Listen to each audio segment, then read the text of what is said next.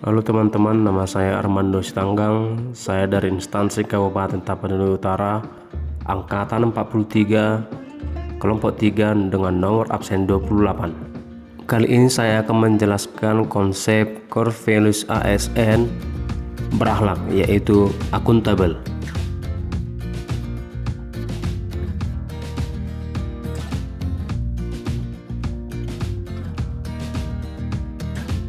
Konsep core values akuntabel didasarkan pada Surat Edaran Menteri Pendayagunaan Aparatur Sipil Negara dan Reformasi Birokrasi Nomor 20 Tahun 2021 tentang core values ASN berakhlak dalam konteks akuntabilitas. Secara definisi, konteks ASN akuntabilitas adalah kewajiban untuk mempertanggungjawabkan segala tindak dan tanduknya sebagai pelayan publik kepada atasan, lembaga pembina, dan lebih luasnya kepada publik. Adapun konteks perilaku akuntabel meliputi yang pertama, kemampuan melaksanakan tugas dengan jujur, bertanggung jawab, cermat, disiplin, dan berintegritas tinggi. Yang kedua, kemampuan menggunakan kekayaan dan barang milik negara secara bertanggung jawab, efektif, dan efisien. Dan yang terakhir, ketiga, kemampuan menggunakan kewenangan jabatannya dengan berintegritas tinggi. Akuntabel mempunyai fungsi sebagai berikut. Yang satu, untuk menyediakan kontrol demokrasi atau peran demokrasi.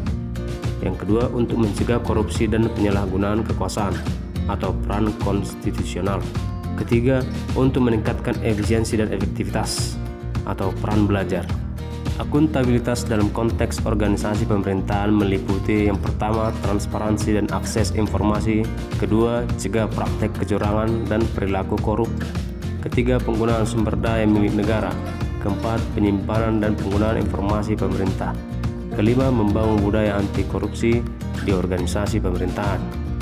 Akuntabilitas memiliki tingkatan, yaitu yang pertama, akuntabilitas stakeholder, yaitu masyarakat umum, pengguna layanan, dan pembayar pajak yang memberikan masukan, saran, kritik terhadap kinerjanya.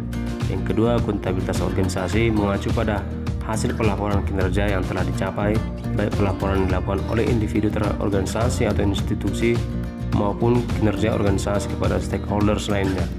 Ketiga, akuntabilitas kelompok, yaitu kinerja sebuah institusi biasanya dilakukan atas kerjasama kelompok. Dalam hal ini tidak ada istilah saya, tetapi yang ada adalah kami.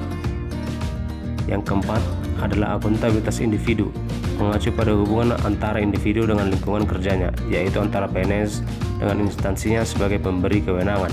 Dan yang terakhir, akuntabilitas personal, mengacu pada nilai-nilai yang ada pada diri seseorang seperti kejujuran, integritas, moral, dan etika. Pertanyaan yang digunakan untuk mengidentifikasi apakah seseorang memiliki akuntabilitas personal antara lain, apa yang dapat saya lakukan untuk memperbaiki situasi dan membuat perbedaan. Pribadi yang akuntabel adalah menjadikan dirinya sebagai bagian dari solusi dan bukan menjadi masalah.